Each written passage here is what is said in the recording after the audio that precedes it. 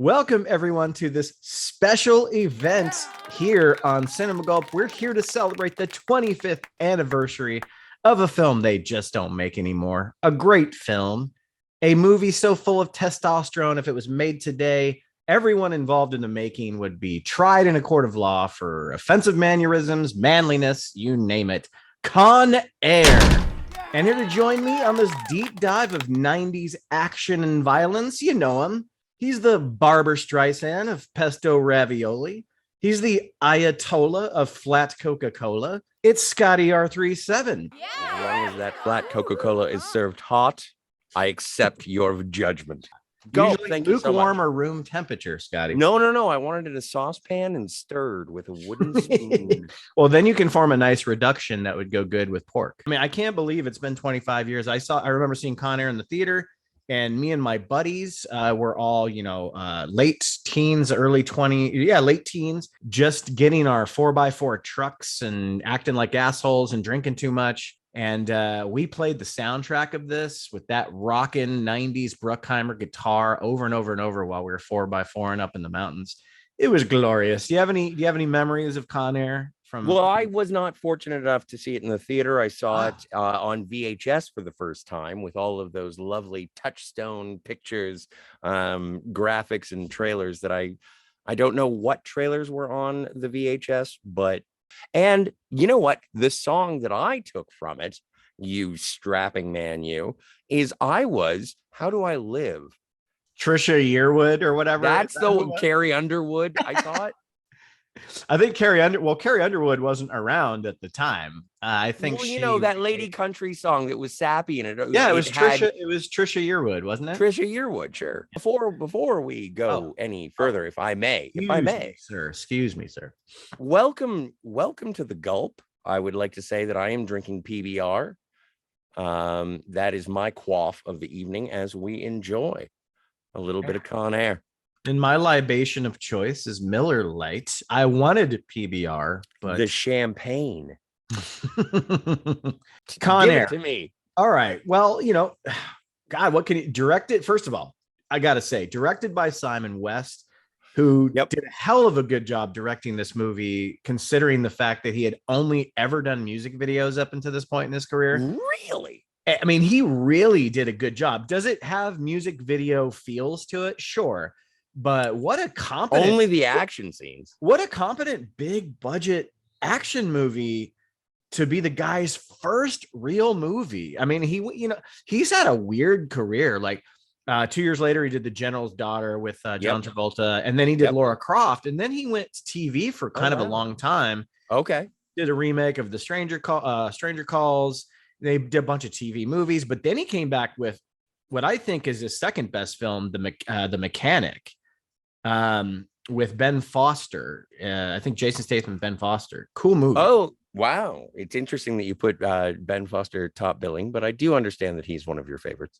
And then The Expendables 2 was his next one, which I did not like at all, but that's fine. My point is he's kind of he's a good director, but he just doesn't have a ton of, he has a very small IMDb page. I mean, and that's fine. I mean, after you've made Con Air, how do you top that shit, right?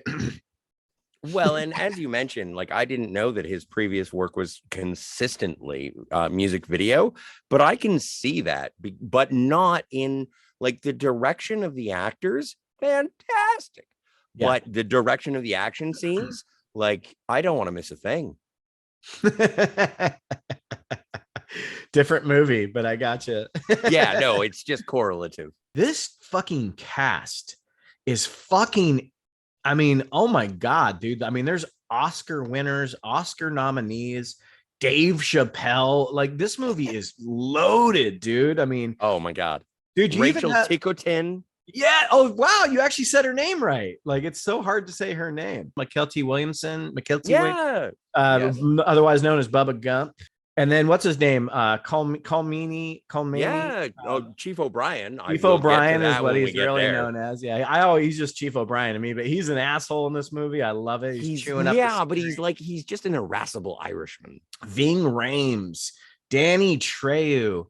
Oh my God. MC Gainey. Oh my dude, there's so many. Yeah, MC Gainey is one of my favorites. Swamp Thing. Yeah, he's great. Swamp Thing, Pinball. Monica Potter, kind of a one-hit wonder who came and went, who was gorgeous. Monica Potter Did a couple of things, but I was thinking rather deeply about Monica Potter, and I had my pants on, I would have you know. First of all, I think she's a GoBot Julia Roberts. I think she has a Julia Roberts smile and eyes, but there's a little Reese Witherspoon in there too. Maybe that's why her career got lost, was because she was a little too familiar. I don't know. Now, also don't forget that and did you just say that she was in Along Came a Spider?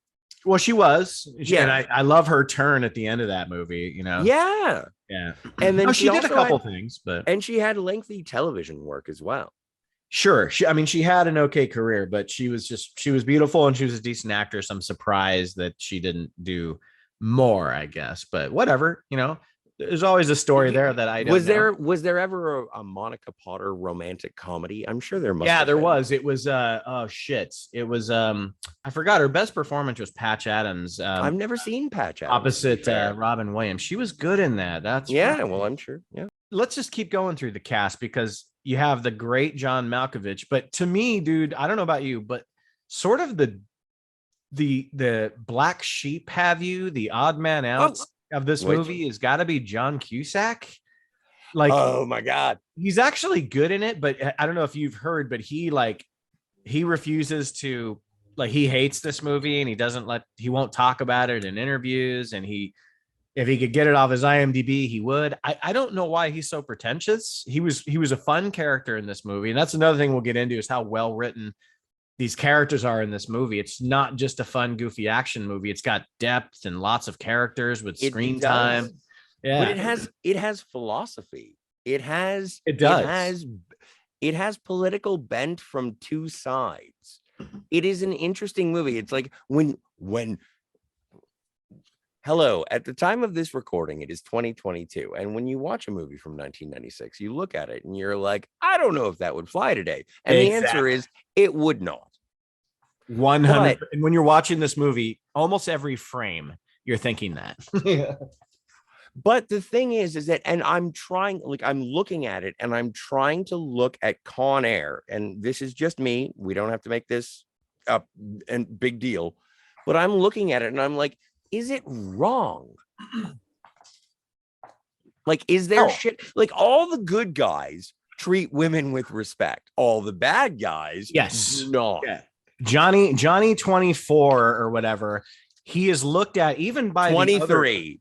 He's looked at even by the other villains as a scumbag. So it's in no way, shape, or form is glorifying that. It's simply letting you know that a transport plane going to the worst prison in the country would hold people that talk like that and think like that. And it sucks that people are not ballsy enough to show reality anymore, and they want to paint a fake picture about what's really happening in the world. But I agree with you. But hold on real quick, because we'll get into the story as we go. But last thing I want to say, John Cusack's character, Agent Vince Larkin, he represents the fact that this movie secretly has two protagonists. He's not the sole protagonist like Nicolas Cage, because we don't follow his story from the beginning. But would you agree that he is the co-protagonist of this movie? He has his own adventure. He has his own set of goals. He has different stakes throughout the movie. Would you agree? I would say that he is the Al Powell of this movie. Yes. No, but Al Powell just sits there, eats Twinkies, and stares at a building. Like, Vince Larkin gets to learn. He does. He has his own action scenes. He fights his own guys. Then what would the analogy be? Because I agree with you. I think that you're absolutely correct. I think it is a co-adventure.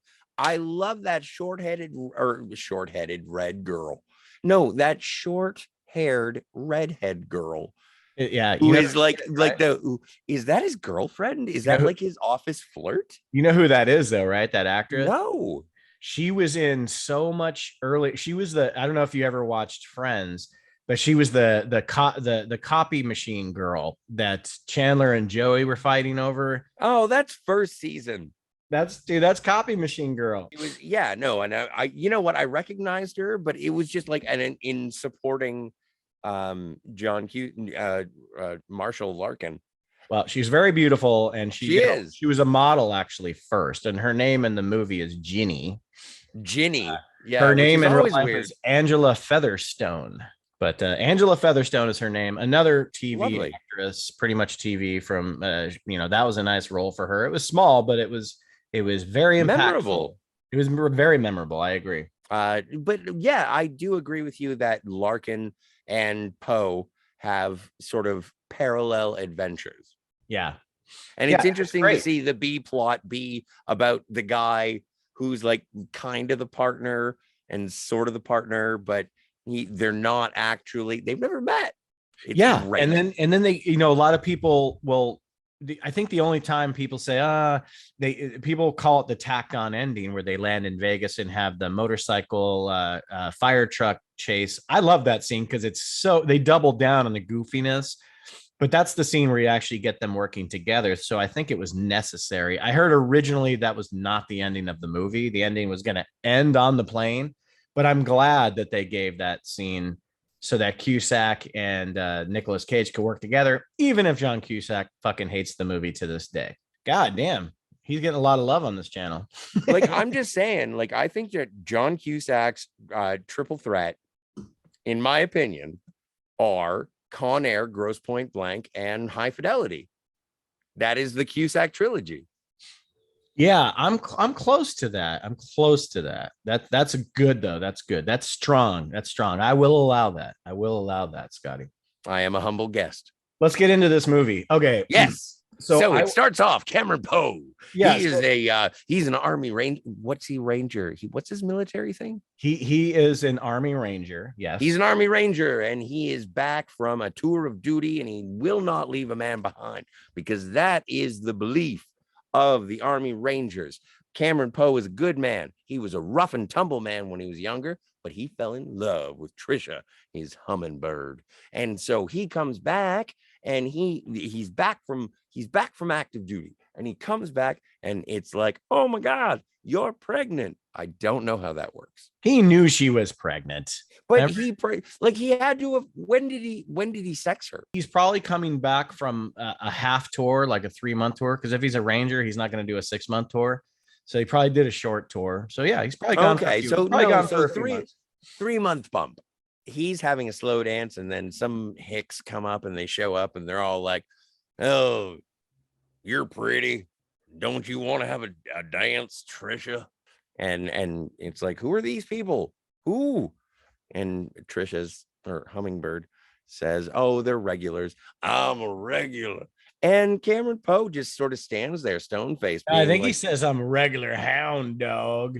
Does he do something? Does he try and play? Well, no, he just says, "I'm a regular hound dog." Yeah. Either way, no. So, long story short, too late. Cameron Poe rebuffs this gentleman and his friends and says, "Fuck off, I'm with my wife." And he says it in a very polite way, though, Scott. Oh yeah, no, totally. And he then says it in a very Nicolas Cage. "I'm here with my wife. I hope you don't." It's a very special occasion. Oh yeah, no, we have to address the accent. We will, but continue because you're on. Okay, I just want to finish the prologue. This is what got Con Air to start. Cameron Poe is in prison because he was defending the honor of his wife from a bunch of drunken yokels. And in one of those instances, when he pulled a knife, one of the drunken yokels, Cameron Poe shoves a nose up his brain. And I'm going to educate people on the court system. Even in, I believe they were supposed to be in Alabama, but all people are held to the same standards regarding self-defense, regardless of their combat training in a court of law. So the whole bullshit line of because of your combat training, you are a lethal weapon. That's just a line they wanted to throw in there. That's bullshit. That doesn't exist, but it works for the movie. Are you saying that this wasn't a documentary? It wasn't a true. I thought it was based on a true story. Cameron Well, Poe. I bet you parts of it were. No, but now he's sentenced. He's going to be, and he's got a greasy lawyer. And he's like, you know what? If you just plead guilty, you're only going to get like a year. So just plead guilty. And then that's when the judge makes movie law happen. And now he's in prison for 8 years. Now, this is where we're introduced to prison life. This is an opening montage. This is over the credits. of prison life for Cameron Poe. He is learning origami. He is learning Spanish. He is making friends and writing letters all the time. Most importantly, he is staying in shape. And they Oh keep my well, they God. show that over and over again because out of all the things you mentioned, Scotty, you would have thought there'd be some foreshadowing with what he's learned in this. Like, oh, that's going to come in handy later. Oh, that's going to come in handy later. Nope. The only thing that is the fact that he's still getting ripped in prison and keeping himself in shape. But him learning Spanish was just a way to pass the time, I guess, because it never plays any part in the movie. But that's okay. I think it speaks to his humanity. No, it does. It shows that he's trying to uh, uh, distance himself from what's going on in prison. But the fact that we see him doing his chin ups and his push ups and his yoga and stuff like that, that plays a huge part because he's a lot, he's still like super athletic and he keeps all his fighting style. He still knows all that shit. Yeah. And let's not forget, this is 1996 Nicolas Cage. This is still prime. This is 36-year-old Nicolas Cage, I think. Yeah, and 1997 actually, but yeah. But like it's the most. Oh, my mistake. Most ripped he's ever. Definitely the most ripped he's ever been in a movie for sure. Fucking huge in this movie. I've never seen. Well, oh no, you know what? I know what Kiss of Death is when he's that's like the one bodybuilder in that fucking movie. That's right. Oh my God, you're lucky my phone is all the way across the room, or I would buy that movie right now. He's writing letters to his daughter because he doesn't want. So he does a very interesting thing. He doesn't want her to see him behind glass. He doesn't want her to see what she might see from other inmates if she were in the visiting booth or whatever. So he sticks. They don't really say if he ever sees Trisha.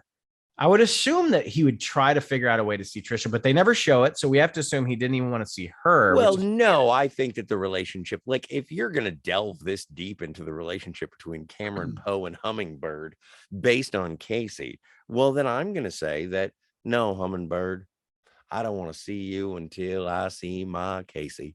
But you'd figure a person with 7 to 10 in prison would get a conjugal visit. I mean, you remember conjugal visits anyway, but yeah, I guess he elected to not even see his wife, which he could have. They could have got a sitter for the baby and they could have seen each other, but the movie implies that they did not see each other because we never see it. So it seems like complete relationship abstinence for the duration of his imprisonment. And I kind of understand that from his perspective because he's trying to stay focused. But as far as her being a beautiful young lady raising a child on her own, do you think that she, got a little something, or do you think she stayed true to the relationship? It's a lovely throw she pillow. Didn't have sex for 8 years, and no, she was doing ass to mouth with all the guys.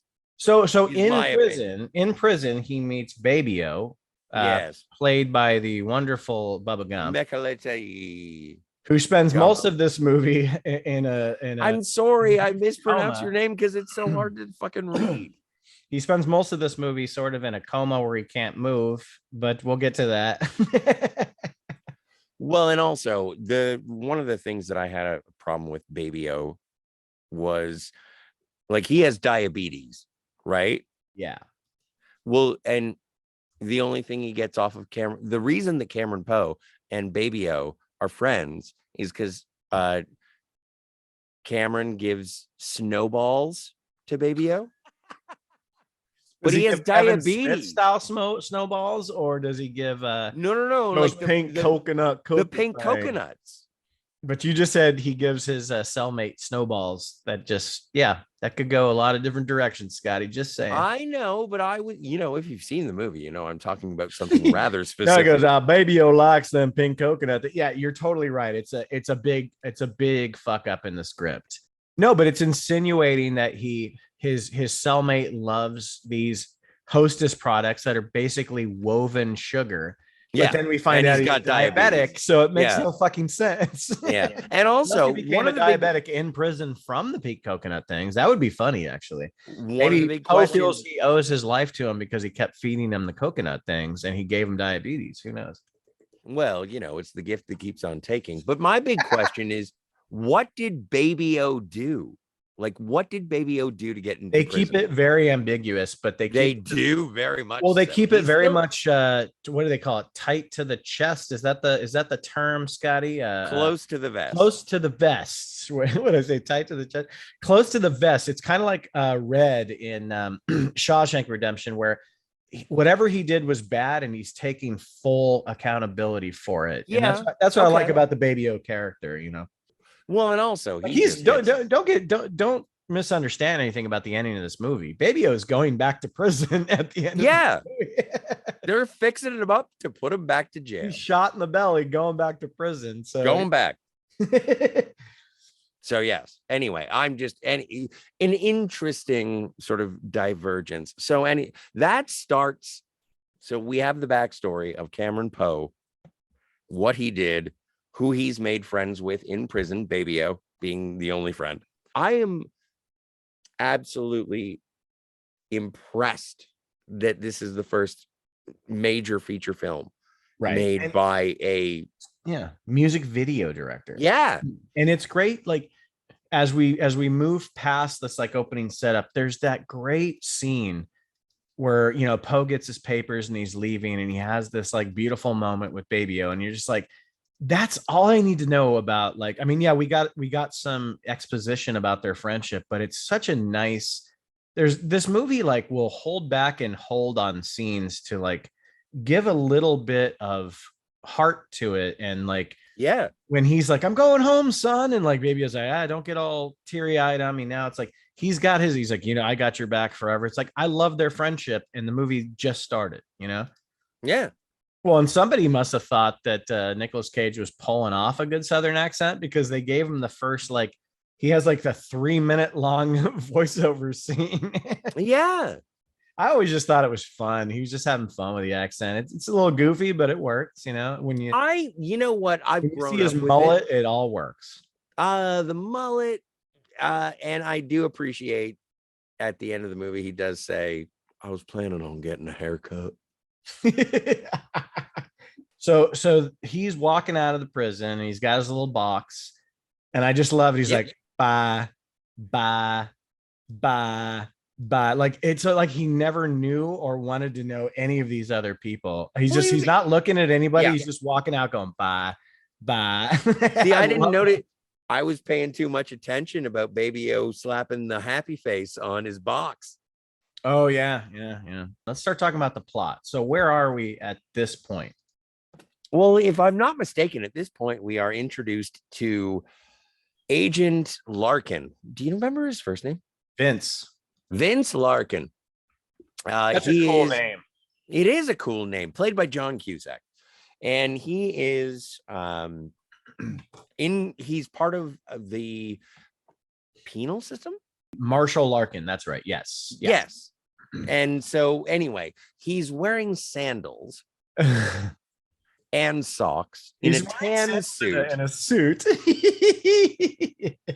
And as soon as I saw that suit, I was like, I want one. Just another great thing. Like, it's just a character. It's just a character thing. It's like, why? What? You know, it's a costume. It's a character. It's a choice. And there are so many characters in this movie. Well, because you have all these great character actors that get to play in the sandbox. It's like, fuck, let them fly. Sorry, guys, we're just gushing. We love this movie. Spoilers.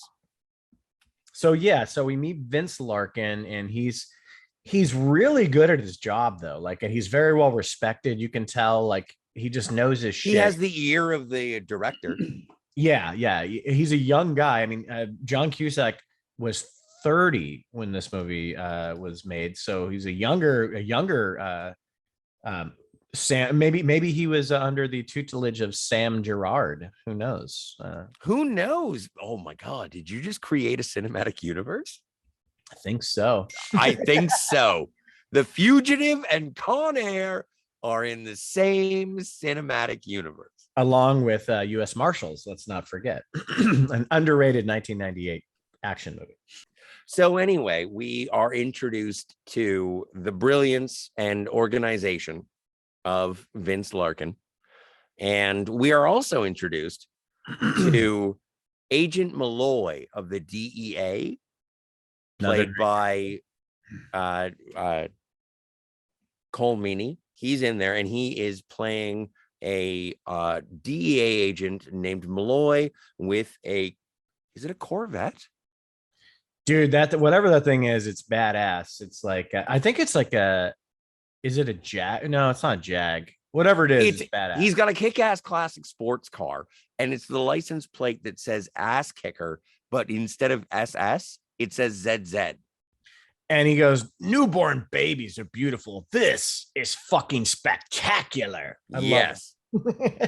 Sunsets are beautiful. So there's an adversarial situation because Larkin is more of a thinking man, and Malloy is more of an Irish hard-on. Seat of his pants, fucking just a hot. It's funny that the older guy is kind of the he's the hothead, and like the younger guy is the one that's calculated and shit. You know, we are introduced to Agent Redshirt, expendable guy. That guy's a good character actor too. He's been in a lot of stuff. I can't remember. God, his name isn't coming to me right off the bat, but he's been in a lot of stuff, and I recognize him. Yeah, he's kind of a hothead too. You know, where he wants to get in there, and he clearly, when we get to that point in the story, he doesn't know what he's doing. He's way in over his head. You know, he doesn't. But the reason that these two DEA agents, Chief O'Brien, I finally said it. Chief O'Brien, yeah. Brain fart. And guy on the plane, discount Tony Shalhoub. Dude, oh my! Did you just say discount Tony Shalhoub? That's what I said. Discount younger Tony Shalhoub, but that's fucking hilarious. So I think that's fucking perfect and very funny. Anyway, continue. Oh, his name is Agent Sims. So Sims is on the plane. He's a DEA agent. He has a gun because Malloy gave him one. That's no good. But the thing is that this is a whole ploy to get a drug lord who is going to be on the plane. And there's going to be like a back and forth. They have a wire on Sims. Sims is going to get all the information from drug lord McGee. What's his name again? Sandino. Sandino. Don't let me forget that. Well, so Sandino. That one scene in the trailer gives you that's why, again, it's a better script than people think because they think of it as a goofy action movie. But that one scene in the trailer, it gives you information that there's a gun in the lockbox in the cockpit. Yeah. It lets you know that they put a gun on Sims, and it already lets you know that he's a hothead who's more with he's more in the same mindset as Malloy, which already is a bad sign. Yeah, no, that's absolutely great. And the thing is that is absolute characterization based on the teams that everyone is on. Like, it is very much a team movie. It's a very strategic movie. So then they start. One of my favorite scenes in the movie, Scotty. Wait, before we get into your favorite scenes of the movie, and please, it might be the same thing you're talking about, but go ahead, sir.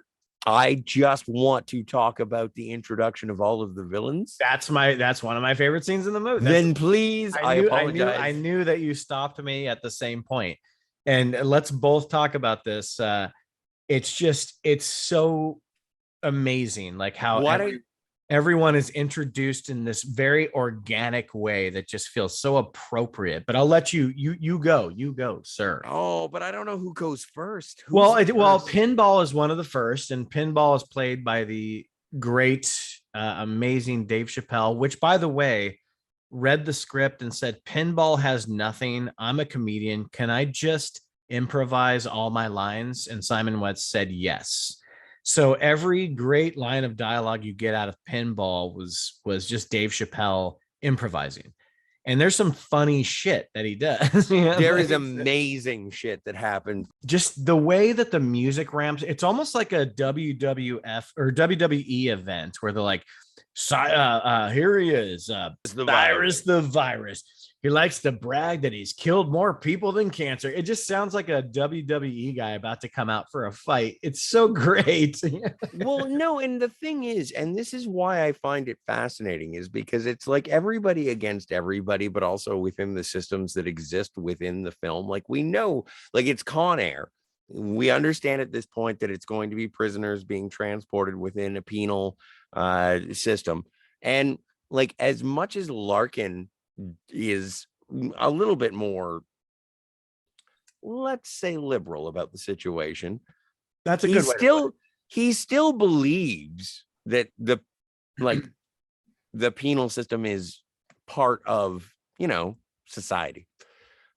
And you've got people like Malloy, and Malloy is like, what are you saying? Society starts this? Like he does make a thing. Isn't Like that cool? That's it is kind of cool. It's like this really cool conversation of ideology in the middle of this crazy movie. Like, I and love it only that. takes like 12 seconds. Yeah. No, but I could point some fingers if it'd make you feel more comfortable. Oh my God, I want to hug you so bad right now. Then you meet Ving Rhames, Yes. aka Diamond Dog, who is basically a 90s version of like a Black Panther leader. I guess that's kind of what they're going for. Oh my God, I'm thinking he wrote like a book. What was it called? Reflections in the Diamond's Eye.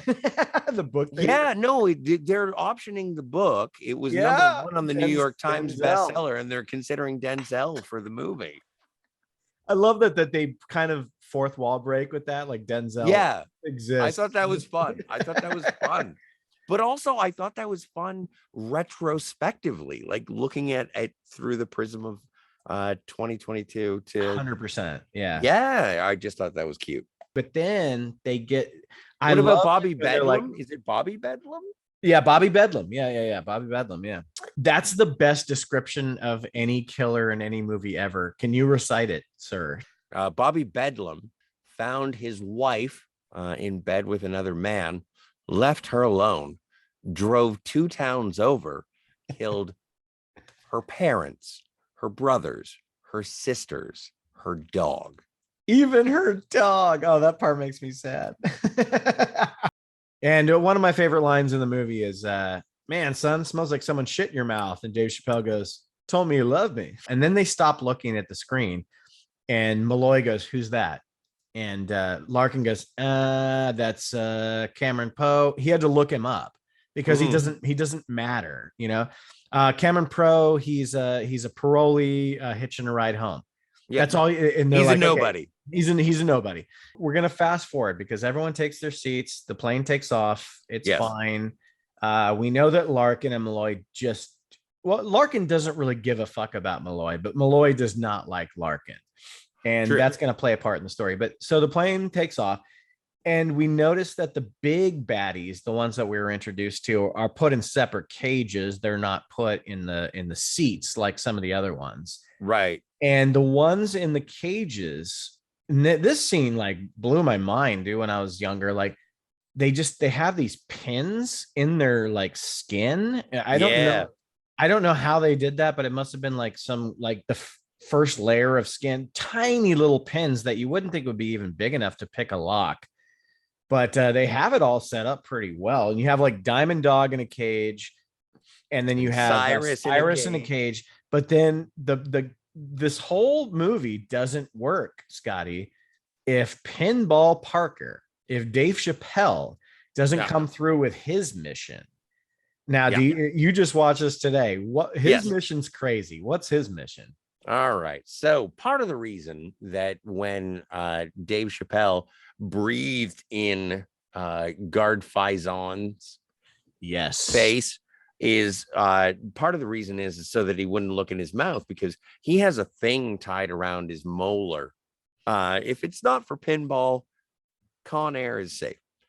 Pinball yanks the little floss off of his molar, and then he pulls up the condom holding some sort of flammable liquid and a match. Yeah, he's got a tiny bit of lighter fluid and like a single match buried in his stomach that he swallowed.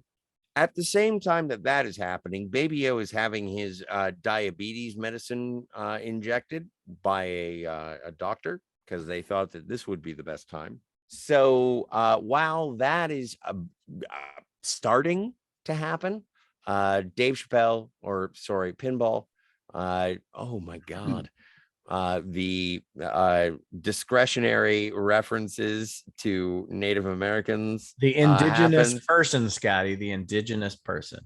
So Cochise gets sprayed, not my words, pinballs. You can't do this anymore, folks. 1997. It's not a forgiveness, it's an explanation. Well, he sprays the lighter fluid on his lap. Yes. Drops the match on his lap, and like, everybody goes on fire. And Last of the Mohicans is burning, man. At the same time, the doctor who was going to be administering the insulin to Baby O, he's like, I don't know, all fucked up. It doesn't make sense that they administer the insulin on the plane at all. Well, she does drop a line like, hey, you're diabetic, sorry, your insulin will be on the plane or whatever. So they do explain it in a quick line of dialogue that they couldn't get it to him in time. But it's so funny that Baby O is the damsel in distress throughout this entire film. Another great thing about this movie. Hey, maybe it is interesting. Maybe this movie is good for 2022 because it's very diverse. Not a man saving a woman, and that you can't have that nowadays. So like it's well, the more and more I become disheartened with new things, I always enjoy looking back, discovering old gems, and being reacquainted with things like this. But so here's the thing. So we're going to talk about this entire scene, and we're just going to revolve around it, a revolving door, because Pinball does his job perfectly. Exactly. Everything that's supposed to happen happens. So he gets the guards to go put out the fire on the indigenous person. Yes. And at the same time, he's able.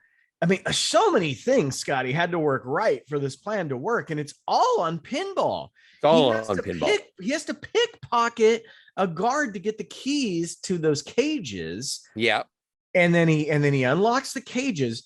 And the reason I'm saying like this is a revolving door is because they just treat Pinball like shit the rest of the movie. If it wasn't for him, none of this would have worked, and it just shows that I don't know what it shows. I don't think that they treat Pinball like shit. Oh God, give me a break. Next time you want to use the human shield, don't pick a 2-bit crackhead. Like, come on, man.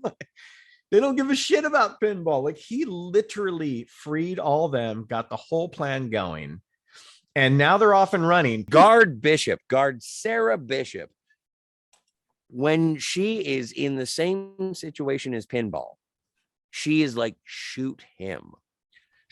Yeah, well, she's got fucking nuts, man. She's a badass character, which that actress always plays. Yeah. So, that's Melina, by the way, folks. That's fucking Melina.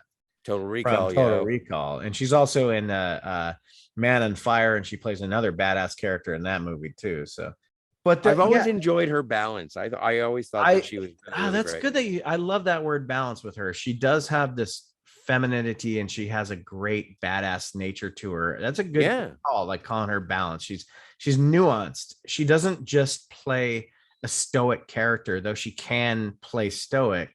She's always got something more there. So good call, Scotty. Good call. So then shit goes bonkers, and everyone's running around. That DEA agent, that wild card, first of all, you have Cameron Poe and you have Baby O just sitting there going, fuck. And you can see it. I love how the camera keeps cutting to Cameron Poe going, God damn it. Why is this happening? I'm just trying to get home. If I wasn't cuffed, I could do something. He could have diffused the situation real fast, had he been uncuffed at the beginning of this.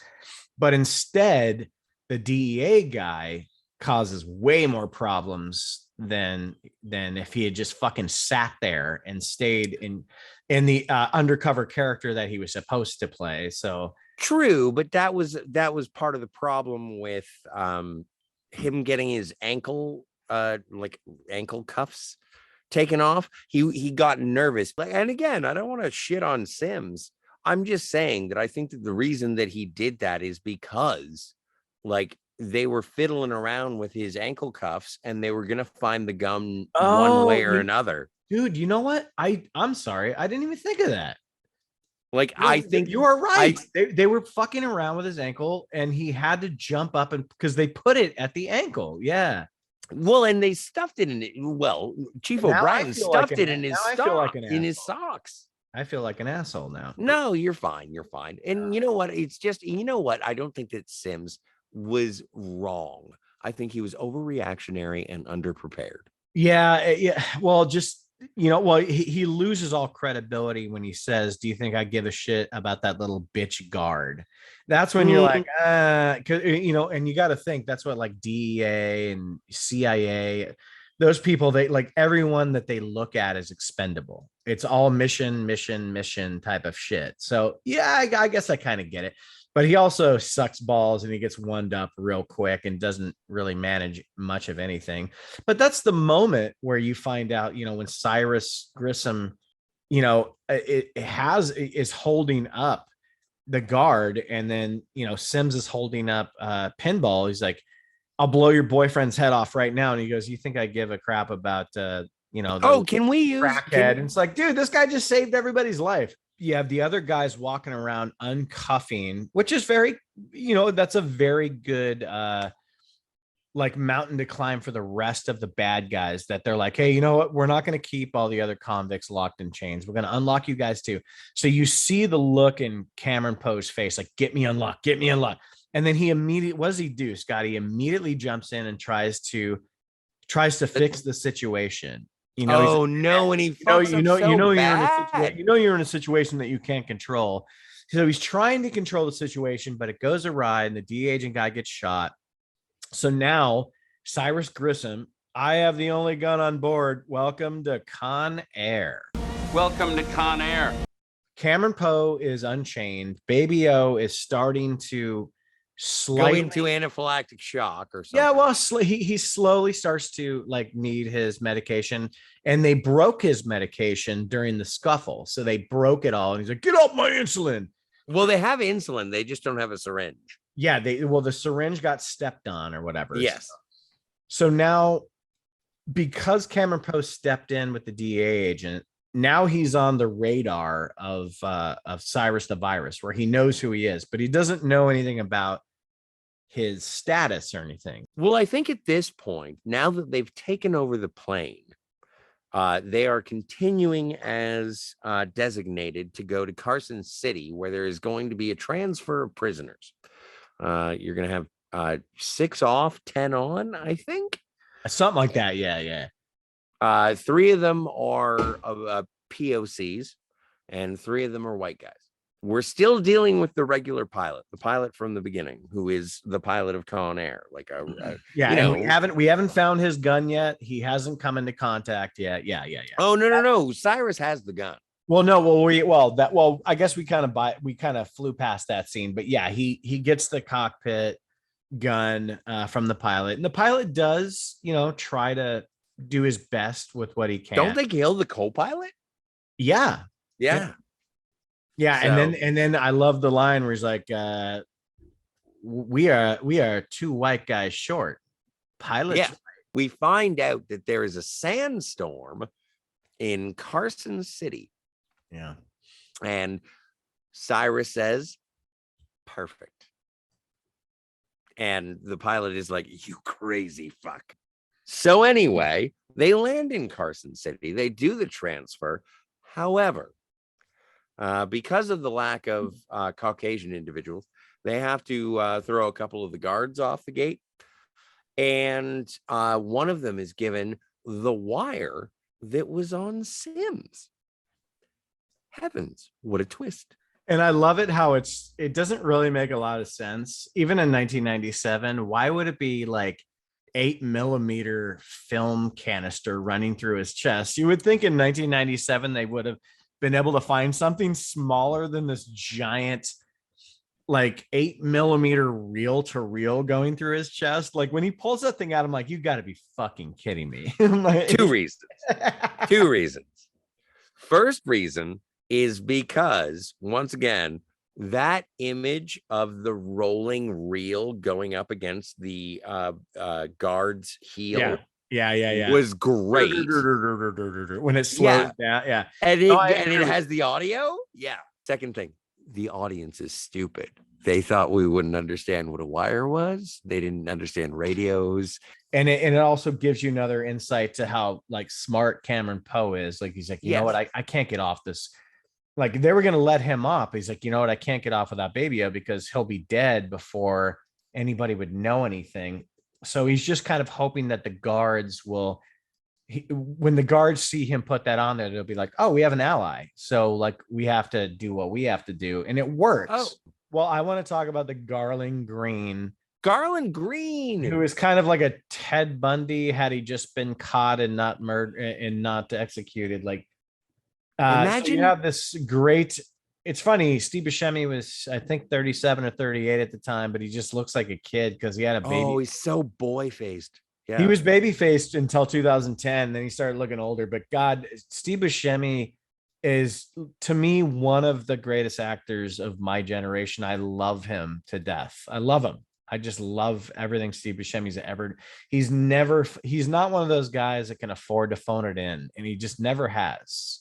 He has to sort of be a little bit subtle of a character in this movie as opposed to what you'd seen him in prior because of the character that he is. But he has some of the best lines of dialogue and some of the creepiest scenes. Oh, yeah.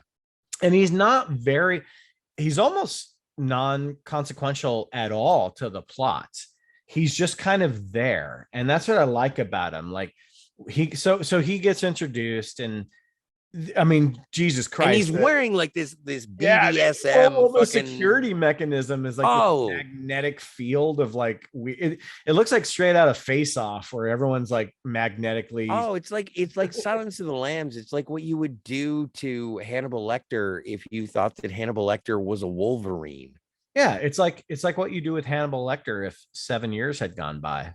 Oh my God. It was so, and the thing is that he is probably the most pleasant person in the movie. He never kills anyone in the movie, nor does he ever leave his seat on the plane. Yeah, but one time, as the dialogue does indicate from Garland Green himself, he once drove 3 states with a young girl's head as a hat. Yeah, and that's disturbing. That's disturbing for sure. Like he is not portrayed as being everyone is terrified. Cyrus is terrified. Diamond Dog is terrified. Oh, I love it that Johnny 23 is terrified. You see Cyrus Grissom going like, this should be interesting because he knows how crazy this guy is. Yeah. Yeah. But he's the only guy who doesn't do anything wrong.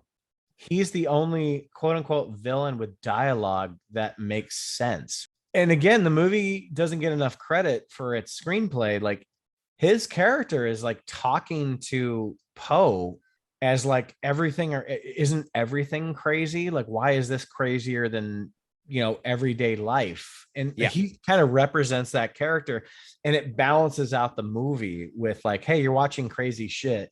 But isn't life crazy? The score of this movie is awesome. Oh, absolutely. I don't know. Off the top of my head, I don't know who does the score for. Oh my God. It's fuck. I know his name.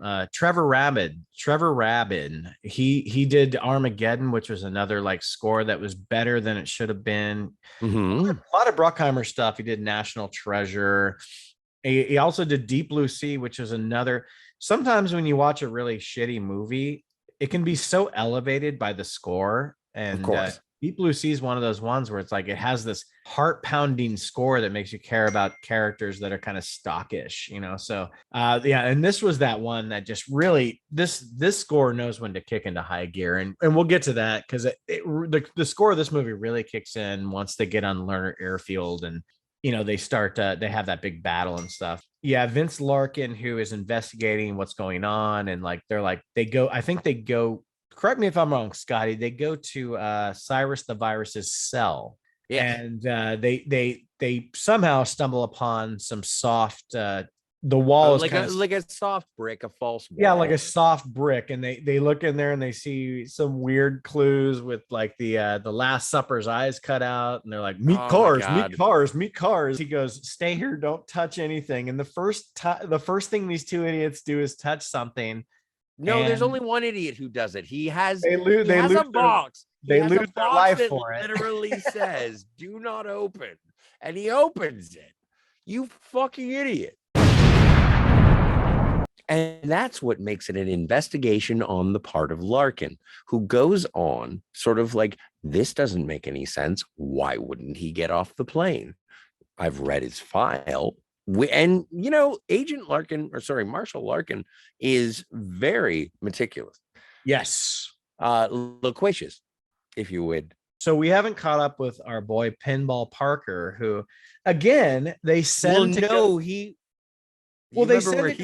they send to go do another job to take the transponder out of the cockpit and put it on like a small boy, like a small little flight plane, like a yeah. But he wanted to get back on that plane so bad he gets sucked up by the landing gear, which is great. Which is I love it great, that he sees the indigenous person in the window. And he's like, I'm sorry. And the guy's like, fuck off, or whatever. Yeah. That's Does he perfect. flip him the bird? That would be great. You kind of see Pinball get sucked up in something, and then it looks like he falls down and gets run over. It looks like he gets run over. Yeah. And then I realized that he does get run over, but then it sucks him up into the landing gear. Yeah, it's not a good ending for Pinball, who really but you know Pinball what? Pinball is the guy that made this happen for everyone, and no one even cares. Well, and also, you know what? And the funny thing is it Pinball made everything happen for Cyrus, right? Well, that's what I meant. Yeah, but also because Pinball gets sucked into the landing gear, right? He makes everything happen for Cameron Poe. And now authorities know. So now you have like this race against time where Larkin at this point is now doing his own thing, and you have Malloy trying. Well, Malloy is trying to follow the transponder because he's an idiot. He doesn't realize that they would have taken the transponder. Well, no, he's going by the book. John Cusack steals Malloy's car to get to the real place. The real place, which we discover because of an action scene, which is like a punch fight. It's so great. Well, that's in an airplane basement. Well, that's the Scotty. That's the put the money back in the box scene. Oh my God. Well, everyone aside from Cyrus, because Cyrus is spending most of the time in the cockpit, but everyone's starting to get suspicious of Poe, because Poe is like, why'd you stay back? Like, Billy Bedlam goes up to Poe and he's like, hey man, I thought you said you had 15 years. He's like, yeah, that's right. He's like, man, but that would have put you in E block. I was in E block. I don't know you. I love that. I love that so much. He's like, man, what do you think that means? And he gives him this bullshit story that Billy just does not buy at all. Because he's like, there's 150 cats there, and I didn't want to know 159 of them. And so it's like, he says, no, I would have seen you. You're a fucking big fucking mullet guy. I would have seen you. Okay, so you have Diamond Dog, who's definitely not trusting Poe, but Poe is doing this like brain scan on Diamond Dog, where he's like, you know what, man, Cyrus doesn't really give a shit about you. He's not going to care about your black militant cause.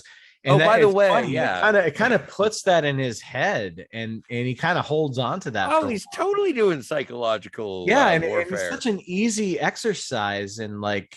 It's so easy to do that, and you would think the guy would be smarter than that, but he's not. Hillbilly, come down with me. We got to check the landing gear. That's right. That's the next scene after they leave Carson City. So they go down there, and he's like, "That's what happened to Pinball." And like they see Pinball, who's literally the savior of all these people, but they don't give a shit about him. So Poe just takes a Sharpie and writes And makes pinball Larkin this. Lerner Airfield, Yes. which to This is me where that we're body going. would have splattered so much more than it did when it falls. It Well, doesn't even splatter, Scotty. It just kind of falls onto a car. I love that. splattered, I there'd be- love that interstitial. Oh, I If love the that's- people that, man, I just got my car washed. First thing, bird shit. So okay. So anyway, Dave Chappelle is dead. Scotty put me back on track. The Dave Chappelle body has been dropped, but now Poe is back up there, and Baby O is really starting to feel the symptoms. Yeah, Like he's starting to get sick, and we realize that he's kind of the damsel in distress that Poe has to save because it's his best friend. And Poe, like you said, the first line of dialogue you said tonight, Scotty, a ranger will not leave anyone behind. true. And that's still in his mind after all those years in prison, probably even more so because he spent all this time in the cell with this guy. It's like this guy means so much to him that there's nothing he won't do for him. And I love that. Well, every single decision that Poe makes for the rest of this movie is for Baby O. And that makes perfect sense because we were told why, you know, and we were told why. Yes. So he sees Billy go down to the lock hold or whatever it's called. Yes. And he follows him down there, and Billy's looking through his shit, and he sees the bunny that he was getting for young cases. Yes, sir. And what does he say, Scotty? I already said it, but I want to hear you say it. Put the bunny back in the box. Yeah, that wasn't too bad. Put the bunny back in the box. So then it wasn't great. Then they fight, and Billy gets some kind of exposed pressurized pipe through his chest, which is very cool. But that's the first moment where you really hear that score come through from Trevor Rabin, where it's like,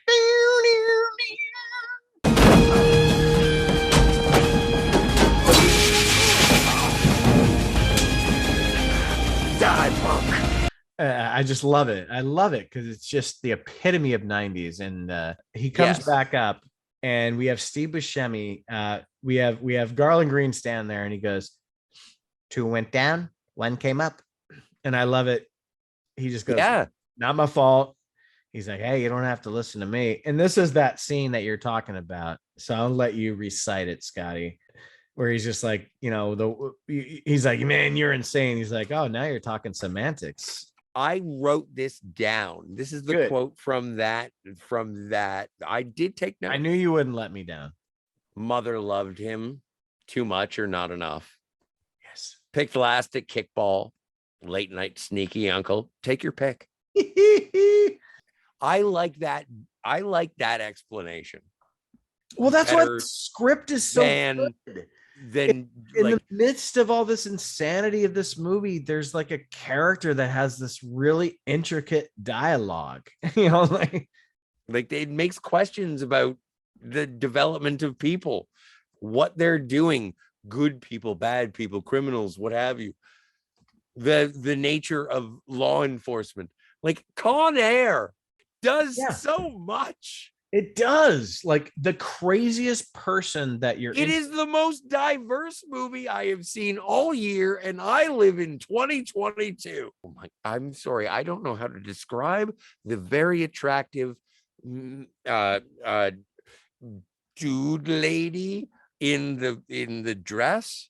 Oh my god. I know. Yeah. You got it. If somebody comes up here, you scratch their eyes out. You got it. Exactly, with an M16. Sally can't dance, which is a nice Lou Reed reference, by the way. And I'm pretty sure that is the first trans character on film. I love it when Poe runs up and he's just knocking everybody the fuck out, and then he just slaps. Just slaps. So Poe now has to like hide the fact that he killed Billy, but people are catching on, but this is all, it's such great juxtaposition because you have Larkin, who's now driving to Lerner Airfield, having seen the dead body and knows where to go, and he steals, I love it that he steals Malloy's car. Yeah, driving super fast. So you have this great editing of juxtaposition where he's driving out there.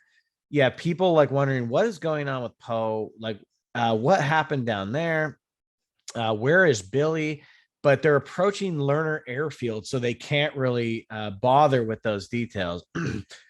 And the God, I just, again, Scotty, the 1997, the practical stunt work and effects of like, Oh yeah, plane crashing into Lerner Airfield, like it's all there. It's all right in front of your eyes. Like I'm sure there's some trickery. I mean, digital effects were a thing I back forget then. why But they're Well, I forget why they have to crash into Lerner. there's like a single plane out there that they Oh, right. And so they break and their, that guy, yeah. that fucking guy's like, you sons of bitches, and they just make him run. Oh, and that's adorable. Yeah, They and run into the desert where he surely so died. anyway, they crash into Lerner, And it's such a and great scene. Just that it is a huge great hole. scene. It is a And great there's scene. probably a lot of miniature work involved, which makes it so much cooler.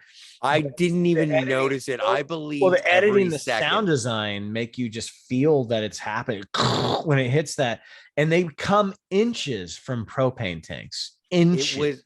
It was so funny watching this movie tonight. I didn't, because again, I watched it tonight and I didn't even notice the model work.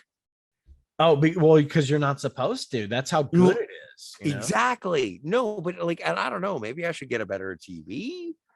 No, but can't tell. like, A good movie, you will not be able to find exactly. Yeah. So I love it. So they all get out, and one of the greatest visual scenes is they all get out of the plane, and like you just see these like scumbag fucking cons jumping out and taking their shirts off and flipping upside down just to feel like freedom, I guess, at least for like a second freedom. And this is where like Cyrus Grissom starts to become kind of an idiot because he believes Sandino, when Sandino is, to the viewers, has been so shady the whole movie where you're like, of course you can't trust this guy, you know, but for the movie's sake, okay, it makes sense. But if I was Cyrus the Virus, once we landed and like, you know, we're expecting a new plane to show up, I wouldn't have let Sandino out of my fucking sight. But Sandino gets to just kind of walk off and do his thing because everybody does. This is the culmination of where you have Vince Larkin finally meet Poe, because Poe is out on a new adventure trying to find a syringe. And you know, it's so cool because you have the cons trying to, like, they're like, okay, so the cops are on their way. We have to figure out a way to kind of like create a blockade, but also create kind of like a, what do they call it? Like an airtight death field of like, so that the cops can't get out of this situation, but we also don't blow up our own fucking plane. But they're doing all this before they even know that Sandino has no interest. When you see the size of that plane, Scotty, you're like, oh, Sandino was going to double cross everybody, because that's only a plane for like 4 people. Yeah, but there is an interesting exclamation from Mr. the Virus. He says, "That's my fucking plane. That's my fucking plane." So I don't think that I don't even think Cyrus was intending to save everyone. No, him and Diamond Dog were intending on leaving everyone there. So they land, and Poe's looking for a syringe, and then he gets hit over the head by Sandino's crew. And that's where that's where Larkin comes in and kind of saves him. And they have that beautiful like gun to gun standoff where he's like, hey, so you're Poe, huh? He's like, yeah. He's like, I'm Larkin. He's like, hi, Larkin. Yeah. Like, I'm here because of you. He's like, I understand. And then when he goes, I talked to your wife. He's like, tell my hummingbird I may not make it back. Your Cameron Poe impression is so much better than mine. I've been doing it for years. Oh, but I love that their first interaction is, again, your secondary protagonist is invisible to the bad guys. They never know who Larkin is, ever. True. He's always, even when he drops that crane on Sandino's plane, they never even go like, how did that happen? Who did that? You know, like, that was awesome. I forgot that. Oh, that's happened. A great scene. Oh my God. That comes to your moment that you're going to talk about. So a plane that's supposed to take off without everybody, where they're going to ditch everyone, the tail gets collapsed by a big crane. So naturally it starts just spraying gas everywhere. And Sandino comes crawling out of the plane. And there's Diamond Dog and the villains and Cyrus. And Cyrus is smoking a cigarette, or someone No. someone's Diamond smoking a Dog. cigarette. He says, Hi. sigh. And then the virus says, Nayara. No, he says Anara. Anara. Sigh. Anara. I don't know if you noticed it today, Scotty, but there's a moment where they have some of the low end cons start digging out the plane, and like Diamond Dog is whipping them. Yeah, I saw that. That was crazy. It's kind of a peripheral shot. It's not like totally like noticeable, but it's so funny. No, I saw it, and I was just like, is that happening? The police officers are getting closer to the airfield, and you have Cameron Poe still on his little side adventure trying to find a syringe. Right. And every time something blows up, it's a grown man flying through a window in slow motion. With every explosion is a ballet.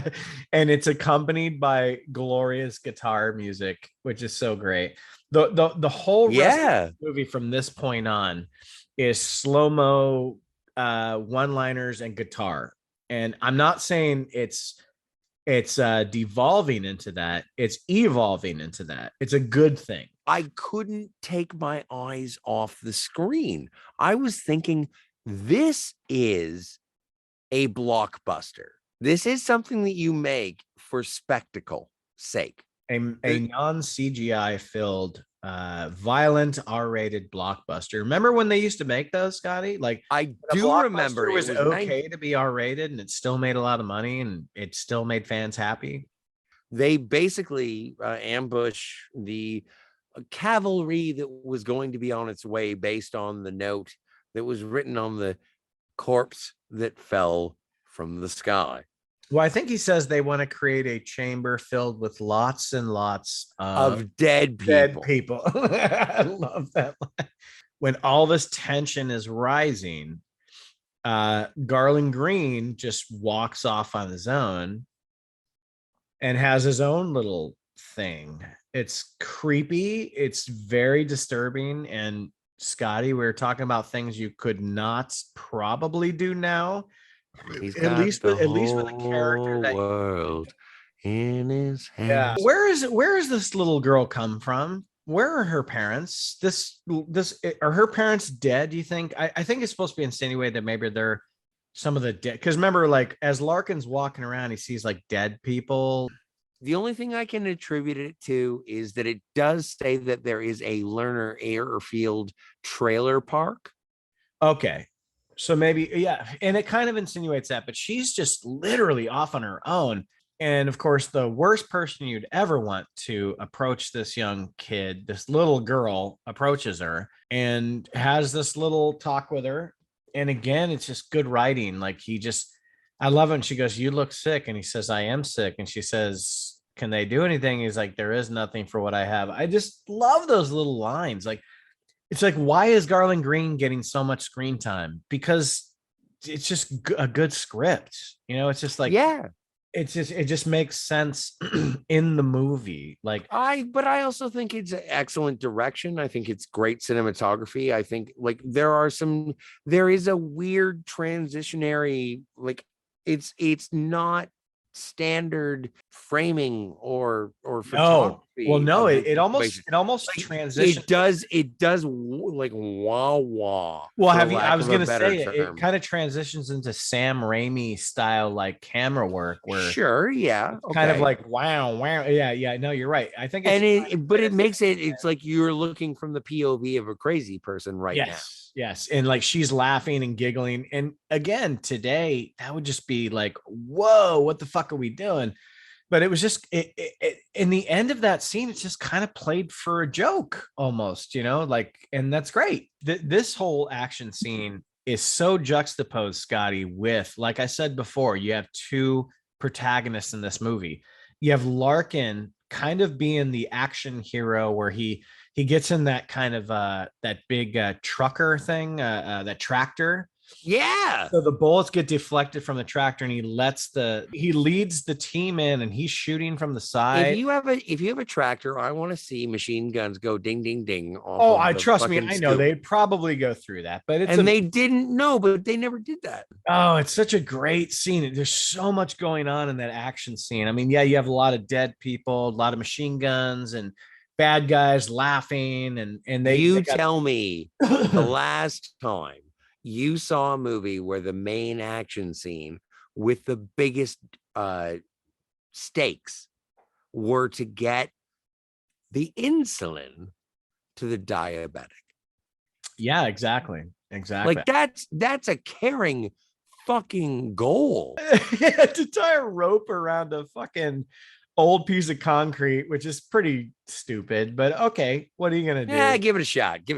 Poe and Baby O looking out the plane and seeing Malloy's Ferrari or whatever it was flying on the back of it, and just one of the greatest lines ever. On any other day, that might seem strange. This is the final hoorah, and I love it that the movie just decides to, instead of up the intensity of that moment, it breaks into Sweet Home Alabama. Yes. And the cons are like, okay, I guess we're cool now. And like you have the trans person dancing, drinking like tequila. And it's such a fun scene because like it's just like all these characters we've watched, even though they're bad guys, like kind of celebrating. it's kind of awesome. I love that scene. I mean, and then that scene devolves quickly where like someone comes up and shows Cyrus the bunny, and like Cyrus just figures out who would have tied this the plane to the thing, and he's like, my daddy is gonna see me on July 14th. Oh, right. So right there, and you're like, Baby-O gets shot. Yeah, so Baby-O finally gets his insulin, and I don't know how this works with diabetes, but he immediately stands up and has full energy. Maybe that's true, I don't know. But it doesn't matter because as soon as he has full energy, he just goes, yeah, it was me, motherfucker. Like, and he tries to take credit for everything. And I love it that Virus just calls him out on his bullshit. He's like, you've been laying here near death the entire time. You want me to believe that you tied this fucking plane?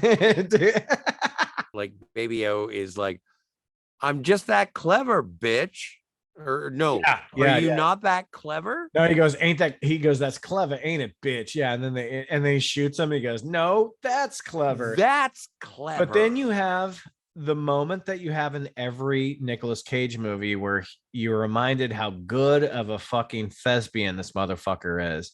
Oh, I was impressed. Jesus, when he shoots video, like you're like, okay, there's the Nicolas Cage acting that he's so good at. And that line where he's like, when Baby-O gets shot, you see that face. And that face is all you need, because then we get, I'm gonna show you God does exist, Baby-O. He's like walking towards the cockpit, just getting shot, and he continues to walk. Yeah.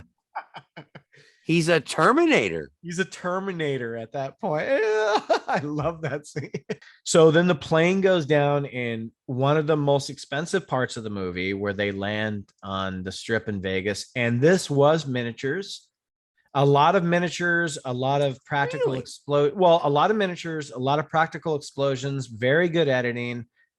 I've seen the making of how they did this stuff, and it so much of it has to do with editing. Like it really does, Scotty. Like, of course, as long as you can close up on certain shot, you can take a wide shot of anything, put some sparks in there, and if you cut the scene fast enough, someone will think that there's a plane blowing up in there. They did not actually land on the strip in Las Vegas. Thank you. Some people love it and some people don't like it. I like it. I mean, I don't know. Maybe there could have been a better ending for this movie, but I like the ending we got, Scotty. So, a plane with a wingspan like that, it would literally just kill thousands of people. It would be Man of Steel level. Yeah, the movie kind of makes it look like it doesn't act, like people are just running, but it would just decapitate people left and right if it really happened. So it's a fake scene, but it's done so fun. And if you Yeah, if you it haven't been to is. Vegas, you don't really get the geography of it. So you're like, fuck it, that makes sense. So then, the cops show up, and it seems kind of the cool thing about this movie is it seems like the movie's wrapping up, doesn't it? Like, Yes. it really does. The music starts to come on. I said out loud, and this is where the movie should end. Yeah, and it should have. Well, again, it was originally scripted to have the big,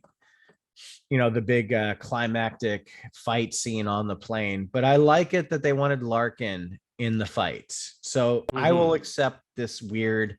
Larkin is now on a police motorcycle, and he takes out Diamond Dog because, again, you're doing a chase scene in a 90s movie. If you throw your motorcycle at a villain, it has to explode, right? Even though that wouldn't really happen, but it has to explode.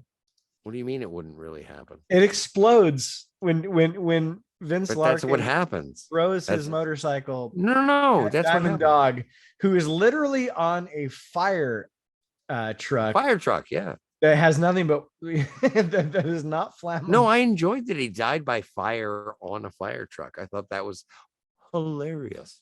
So then you have your like final fight where it's like it's Poe fighting the virus, on this fire thing, and it just goes. Mm-hmm. Tell me. Okay, I'm gonna say this, Scotty. No, it's actually it's not that long. But it goes gloriously off the rails. Where yes. when I mean, I think. Tell me how many times Cyrus's body dies like 5 times. Yeah, exactly. I only counted 3, but I would love to hear what you thought. No, I agree. Just however many times, it's so great. He gets stabbed. He's up on the ladder and he gets thrown through the glass, but then he lands, which would have killed him, and then he gets a thing on his head. Oh.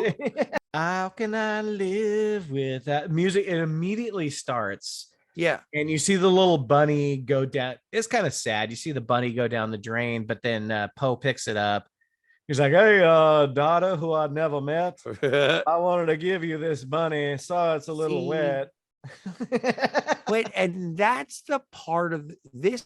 This is the part of the movie that gives the whole kit and caboodle a bit of reality for me. Yes. Is that this long-haired ragamuffin hobo just showed up with a soaking wet rabbit. I'm his daughter, apparently. Well, his daughter knows what's been going on at this point, though, too. I don't think that she has the mental capacity to understand. Well, she knows to an extent. Yes. Your daddy just murdered a man. With good cause. But does a 5 or an 8-year-old exactly what the fuck that mean? Well, I mean, Guard Bishop is a great. Guard Bishop is a character. And she's a strong character, and they never make her seem small or weak. Like, she handles her own shit, and I love it that she beats the fuck out of Johnny 23. The performance by the young woman Landry Albright, who is still a working actress today, by the way. I did not know that. I didn't look up any of her further work. I actually just watched the credits and wrote it down. Dude, you want to feel old? She's like 31 years old. You're talking about that moment of humanity at the end. Yes. And one thing that makes it even grander is that you get these peripheral shots where Larkin is so happy to see Poe back with his family, but he also, because John Cusack is such a nuanced, fantastic actor, he almost gives off a new dimension to his character where he's like, I don't have that. Did you ever get that while you watch this? Like, he's so happy. He's like, he's getting his wounds handled, and he's watching from afar that Poe is getting reunited with his wife and kid. And he's got the smile on his face, but then he kind of like looks down, and you're like, wow, he doesn't have that. And I love that. It's just like it doesn't mean anything, but it's like, what a great little extra character moment. Like, he's so good at his job, and like, he did all the right things, and he was one of the biggest difference makers in the movie, but he doesn't have that. And I love it that Cusack gives that little look. I can see that. I can see that interpretation. It's I one, always I always took it more as I don't want to be a voyeur, so I'll look away because that's for them. yeah, it might have been that. I just maybe it's how you interpret it, but But that either way, I think either that way, both it's of kind our- of poetic and wonderful. This is such a good movie, and I love. We have to talk about this. Was one of those early days of post-credit scenes too, Scotty. Like where the movie's over, the movie's over, but then we get Garland Green, who it's ambiguous, but you would like to think that maybe he's just gonna be a guy now, or is it kind of insinuating that he's just gonna go back on a crazy spree? It looks like he's just winning at the craps tables, right? Seeing Garland Green at the craps table is like seeing the Predalien. And it's like, oh, I don't know what he's gonna do, but it's gonna be terrible. He's You gonna know what? murder Van Las Vegas. To me, it was very satirical, where it's like dun, dun, dun, dun, dun, dun, dun, dun, and he's like, I'm doing good at the craps tables. I'm Steve Buscemi. Like, and he doesn't wink at the camera, but he might as well wink at the camera. Yeah. Like, this movie's it's just fun. It's Yes. the epitome of fun, and it's not to be taken seriously. And yeah, there's awful villains and there's huge stakes, but it's just so goddamn fun and unapologetic.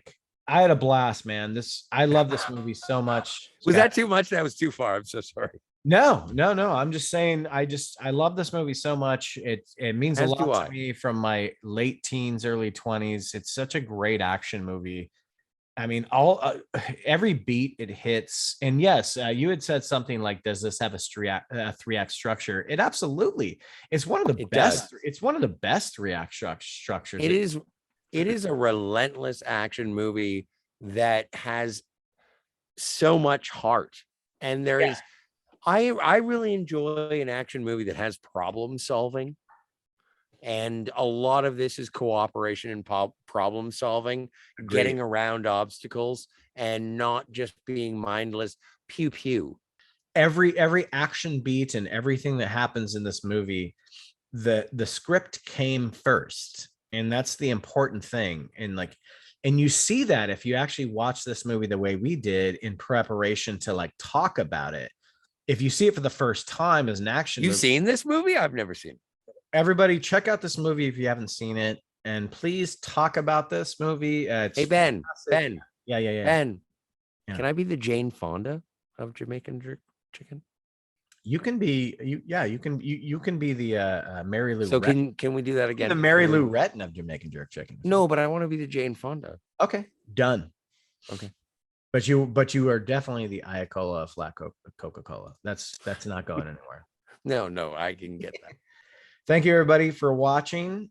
Click like, subscribe, go to Phantasmagorium, watch Martinis, Gadgets, Guns. All of the James Bond movies are there for your consideration. If you want to see more Scotty doing Scotty shit, go to that channel. Otherwise, stay here on Cinema Gulp and subscribe to us. Until next time, everybody, we drink your cinema.